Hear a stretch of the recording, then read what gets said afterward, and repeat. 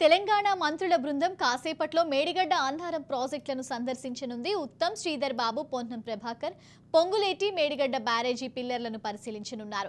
కాళేశ్వరంపై మంత్రులకు నీటిపారుదల శాఖ అధికారులు పీపీటీ ఇవ్వనున్నారని తెలుస్తోంది. మేడిగడ్డ, సుందిళ్ల, అన్నారం సమస్యల పరిష్కారంపై మంత్రులు సమీక్షించనున్నారు. ఇంజనీర్లు, నిర్మాణ సంస్థలతో సమీక్షించనున్నారు. అనంతరం అన్నారం ఆనకట్టను మినిస్టర్స్ టీం పరిశీలించనుందని ప్రభుత్వ వర్గాలు వెల్లడించాయి. ఓవరాల్ గా దీనికి సంబంధించి మరింత సమాచారం మా ప్రతినిధి సతీష్ లైవ్ ద్వారా అందిస్తారు. సతీష్, చెప్పండి. తెలంగాణ మంత్రుల బృందం ఇక చూసుకుంటే కాసేపట్లో ఈ మేడారం అన్నారం ప్రాజెక్టులకు సంబంధించి మేడిగడ్డ ఈ ప్రాజెక్టుకు సందర్శించనున్నట్లు తెలుస్తుంది. ఇంకా చూసుకుంటే అలాగే ఎంతమంది మంత్రుల బృందం అనేది ఈ సందర్శనలో ఉండనున్నారు?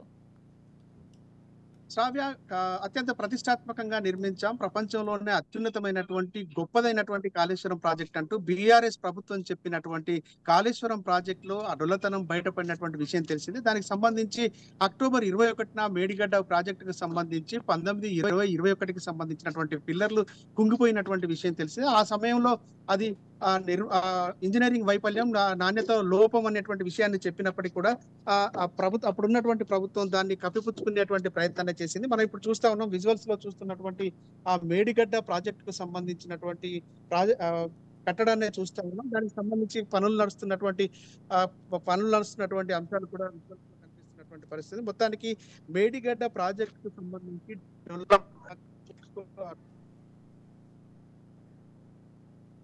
ప్రాజెక్ట్ ఇది ప్రపంచంలోనే అత్యంత పెద్దదైనటువంటి ఎత్తిపోతల పథకమైనటువంటిది అని చెప్పినటువంటి ప్రభుత్వం దాన్ని అనతి కాలంలోనే దాని దొల్లతనం బయటపడి ప్రజాధనం వృధా అయిపోయింది. ప్రాజెక్టు పనికి రాకుండా పోయేటువంటి ప్రమాదం ఉంది. వర్షాకాలం వస్తే ముంపు ప్రమాదం ఉండేటువంటి అవకాశం కూడా లేకపోలేదు అనేటువంటి చర్చ సాగుతున్నటువంటి నేపథ్యం లోపల అప్పుడే అధికార పార్టీకి సంబంధించినటువంటి బీఆర్ఎస్ పార్టీకి సంబంధించినటువంటి నేతలు, బీఆర్ఎస్ పార్టీ ప్రతిపక్షాలకు సంబంధించినటువంటి నేతలను, ప్రజాప్రతినిధులను ప్రాజెక్టు పరిశీలనలకు రాని అన్నటువంటి పరిస్థితి నెలకొంది. ఈ నేపథ్యంలో ప్రాజెక్టులో ఉన్నటువంటి అసలు విషయాలు ఏంటి అనేటువంటి విషయం పైన ప్రజల్లో సందిగ్ధత నెలకొంది. వాస్తవానికి నిర్మాణ లోపమా, నాణ్యత లోపమా, డిజైన్ లోపమా అనేటువంటి దానిపైన చర్చ సర్వత్రా సాగినప్పటి నేపథ్యంలో అటు ప్రభుత్వం ఎటువంటి దానిపైన క్లారిటీ ఇవ్వకపోవడం, నిర్మాణ సంస్థ కూడా దానికి సంబంధించినటువంటి క్లారిటీ ఇవ్వకపోవడంతో ప్రజల్లో దీనిపైన సందిగ్ధత, అసలు వాస్తవాలు తెలియనటువంటి పరిస్థితి నెలకొంది. ఈ క్రమంలో డ్యామ్ సేఫ్టీ అథారిటీ కూడా అనేక ఆసక్తికరమైనటువంటి అంశాలను వెలువరించింది. Dam safety authority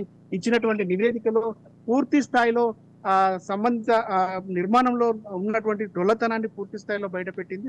dam safety authority, రాష్ట్ర డ్యామ్ సేఫ్టీ అథారిటీ కూడా తీసుకోవాల్సినటువంటి జాగ్రత్తలను పరిశీలన సరిగా చేయలేదు అనేటువంటి విధంగా నివేదికలో పొందుపరిచినటువంటి అంశం ఉంది. మొత్తానికైతే ఎన్ని సందిగ్ధతల నడుమ అసలు వాస్తవాలు ఏంటిది, అసలు నిర్మాణ సంస్థ ఏం చేసింది అనేటువంటి అంశాలపైన సమీక్ష నిర్వహించేందుకోసం, ప్రాజెక్టును పరిశీలించేందుకు కోసం భారీ చిన్ననీటి పారుదల శాఖ మంత్రి ఉత్తమ్ కుమార్ రెడ్డి ఆధ్వర్యంలో తెలంగాణ మంత్రుల బృందం ఇటు మేడిగడ్డ, అన్నారం, సుందిళ్ల బ్యారేజీలను పరిశీలించేందుకోసం వస్తా ఉన్నటువంటి పరిస్థితి.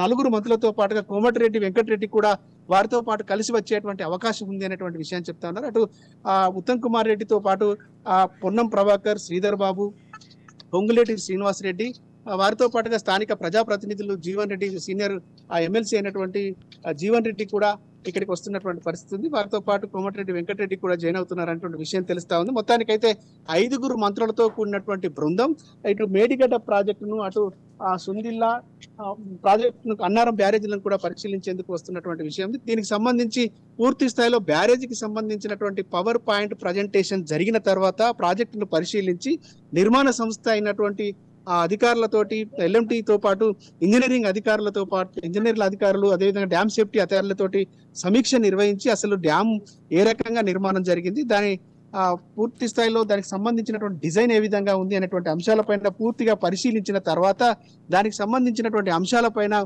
ప్రెస్ మీట్ నిర్వహించేటువంటి అవకాశం అయితే ఉంది. మొత్తానికైతే దీనికి సంబంధించి కూడా డ్యామ్ సేఫ్టీ అథారిటీ కూడా అనేక ఆసక్తికరమైనటువంటి విషయాలు చెప్పింది. డ్యామ్ సేఫ్టీ అథారిటీ 2021లో నిబంధనలకు విరుద్ధంగా కాళేశ్వరం ప్రాజెక్టు నిర్మాణం జరిగింది.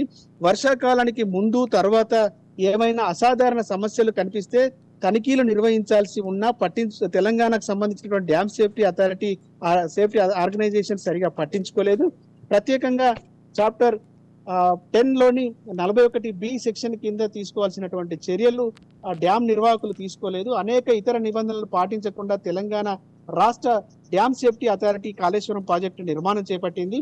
కాళేశ్వరం ప్రాజెక్టు బ్యారేజీ పూర్తిగా వైఫల్యం చెందడానికి ఇవే కారణాలంటూ కూడా నివేదికలో పేర్కొన్నటువంటి పరిస్థితి నెలకొంది. మొత్తం కాళేశ్వరం ప్రాజెక్టు ప్రజల జీవితాలు, ఆర్థిక వ్యవస్థకు బాగుపరుస్తాయి అనుకుంటే తీవ్రమైనటువంటి ప్రమాదకరమైనటువంటి పరిస్థితికి తీసుకొచ్చేటువంటి పరిస్థితి ప్రాజెక్టు నిర్మాణంలో జరిగిందంటూ కూడా అనేక ఆసక్తికరమైనటువంటి అంశాలను పేర్కొన్నటువంటి పరిస్థితి. మేడిగడ్డ బ్యారేజ్ లో ఒక బ్లాకు ఉత్పన్నమైనటువంటి సమస్య కారణంగా బ్యారేజీ మొత్తం కూడా సక్రమంగా పనిచేయాలన్నటువంటి పరిస్థితి చేరుకుంది. ఈ సమస్య పరిష్కారం జరగకపోతే మొత్తం బ్యారేజీ ఉపయోగానికి లేకుండా పోయేటువంటి ప్రమాదం కూడా ఉంది. బ్లాక్ నెంబర్ 7 లో ఉన్నటువంటి సమస్య రిపేర్ చేయడానికి వీలుగా లేదు. మొత్తం బ్లాక్ ని పునాదుల నుంచి తొలగించి తిరిగి పునర్నిర్మించాలి అనేటువంటి అంశాన్ని కూడా జాతీయ డ్యామ్ సేఫ్టీ అథారిటీ చెప్పినటువంటి పరిస్థితి. మేడిగడ్డ బ్యారేజ్ లో ఇతర బ్లాకులు కూడా ఇదే రీతిలో వైఫల్యం చెందే పరిస్థితి, ప్రమాదం ఉందంటూ కూడా డ్యామ్ సేఫ్టీ అథారిటీ పేర్కొన్నటువంటి పరిస్థితి. ప్రస్తుతం ఉన్నటువంటి పరిస్థితిలో రిజర్వాయర్ ను నింపడం వల్ల అనేకమైనటువంటి సమస్యలు వచ్చేటువంటి ప్రమాదం ఉంది. వరద ప్రమాదం కూడా ఇటు డ్యామ్ కింద ఉన్నటువంటి నదీ పరివాహక ప్రాంతంలో ఉన్నటువంటి ప్రజలను, రైతులను ప్రమాదానికి గురి చేసేటువంటి పరిస్థితి ఉంది. ఈ పరిస్థితుల్లో బ్యారేజీ పునర్నిర్మాణం జరిగే వరకు ఏ విధమైనటువంటి ఉపయోగం కూడా ఉండేటువంటి అవకాశం లేదు అనేటువంటి దాన్ని కూడా పేర్కొన్నటువంటి పరిస్థితి. మనం చూస్తా ఉన్నాం విజువల్స్ లో ఇప్పటికే డ్యామ్ లో ఉన్నటువంటి బ్యారేజ్ లో ఉన్నటువంటి మేడిగడ్డ బ్యారేజ్ లో ఉన్నటువంటి నీటిని పూర్తిగా వదిలివేయడం జరిగింది. నీరు లేక వెలవెలబోతున్నటువంటి పరిస్థితి మనకు కనబడతా ఉంది. విజువల్స్ లో చూడొచ్చు. ఇది మేడిగడ్డ బ్యారేజ్కి సంబంధించి మొత్తం ఇక్కడ పూర్తి స్థాయిలో నీటిని నిల్వ చేసి బ్యాక్ వాటర్ ద్వారా ఇటు ఎత్తిపోతలు చేసి అటు కాళేశ్వరం వద్ద ఉన్నటువంటి కన్నెపల్లి పంప్ హౌస్ నుంచి అన్నారం బ్యారేజ్ కి నీటిని ఎత్తిపోసి అక్కడి నుంచి సుందీలకు తీసుకువెళ్తామంటూ చేసినటువంటి ప్లాన్ లో ఉన్నటువంటి వైఫల్యాల కారణంగానే ఇది జరిగిందన్నటువంటి విషయం కూడా చెప్తున్నటువంటి పరిస్థితి. మొత్తానికైతే అటు అన్ని తానే ఇంజనీర్ గా మారి ఈ నిర్మాణాన్ని చేపడుతున్నాను, తన మెదటినంత ఖర్చు చేస్తున్నానంటూ కేసీఆర్ చెప్పినటువంటి మాటలకు ఇక్కడ ప్రాజెక్టు నిర్మాణానికి పూర్తిగా విరుద్ధంగా జరిగింది అంటూ కూడా ఎవరి మాట వినకుండా కరెక్ట్ గా నిపుణులతో సరైనటువంటి సలహాలు తీసుకోకపోవడం మూలంగానే ఈ పరిస్థితి తెలిసింది. 1,00,000 కోట్ల రూపాయల ప్రాజెక్టు ఇలా ప్రజాధనం వృధా అయిపోయేటువంటి ప్రమాదం కూడా చెప్తున్నటువంటి పరిస్థితి. మొత్తానికి ఇది మేడిగడ్డ ప్రాజెక్ట్ నుంచి పరిస్థితి. మరి కాసేపట్లో మంత్రులు కూడా పరిశీలనకు వస్తున్నటువంటి పరిస్థితి ఉంది. Shravya. Right, thank you Satish for this complete live details.